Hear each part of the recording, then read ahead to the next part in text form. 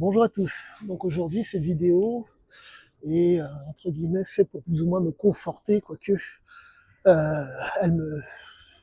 Enfin, c'est pas tellement pour me conforter, mais le fait est que je suis sur la piste des traumas de Siziaziki. Et plus j'avance dans la compréhension de l'homme, et plus je me rends compte que la particularité donc de sa capacité à pouvoir traiter les traumas était fonction, entre autres, de sa psychologie, de sa physiologie, de son comportement, pour que ce soit d'autant plus simple.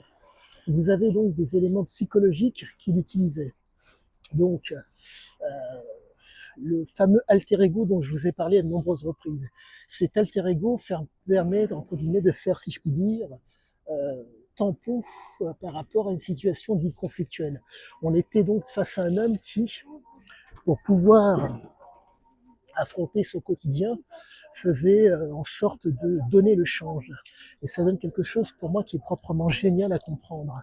Il y a aussi le niveau physiologique, la pharmacodynamique. Il faut comprendre cette chose pour ne pas passer à côté.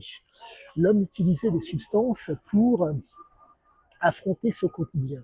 Ce qui fait qu'on se retrouve face à un homme qui a un espèce d'alignement, un alignement qui est dû à ce qu'on appelle la pleine conscience. En un mot, avoir conscience, prendre conscience, avoir une prise sur le réel vous permet d'être dans la pleine conscience. Ce n'est pas l'instant d'avant, ce n'est pas l'instant d'après, c'est l'instant présent qui compte. Et donc, la capacité, si je puis dire, à traiter ces traumas a été fonction de cela. Et donc, la piste pour moi du traumatisme à devoir, entre guillemets, combattre, enfin, comment vous dire, la souffrance ne peut être évitée. Par contre, elle peut être, excusez-moi, elle peut être atténuée. Ah misère, le terme exact, il faudra que je relise le bouquin de Poncet, mais c'est à peu de choses près de ça. Donc, ne pouvant, de par le trauma qu'il a vécu, soulager, en tout cas éviter la souffrance, il a cherché à la supporter. Oui, voilà, à la supporter. Et donc, c'est vraiment le détail du diable qui se présente pour moi par rapport à cet homme.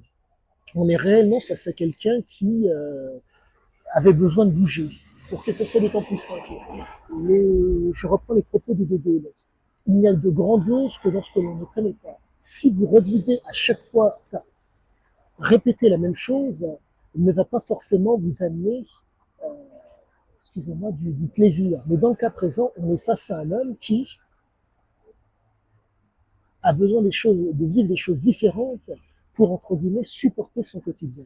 Et le fait de regarder autour de lui toutes ces choses complètement différentes, comment dire, de voir ces choses différentes qui l'environnent, fait que supporter, entre guillemets, le quotidien est d'autant plus simple. Il n'y a pas de routine. Il faut comprendre que dans son cas, la routine, je pense, devait faire émerger la fameuse souffrance, donc le fameux trauma. Et donc, plus j'avance dans la compréhension du texte et plus j'avance dans la compréhension de l'homme, plus j'ai l'intime conviction que euh, il, entre autres, utilisait psychologiquement le fameux alter ego. Je vous rappelle que de Jean-Charles Ziquet, il est passé à Sizia Ziquet. Donc, mettre en avant le nom du père pour pouvoir faire face à une réalité, car le père était valable et guerrier sur le passant.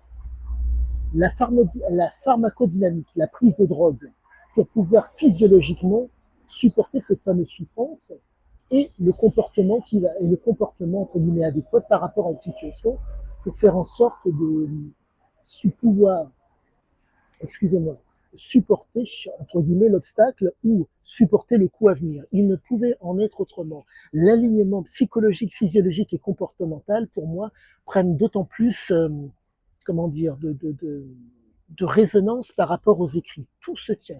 Tout est écrit, mais faut-il, entre guillemets, comprendre. Et comme vous le savez, je me refuse catégoriquement à des pratiques à risque, à prise de drogue ou conduite dite à risque.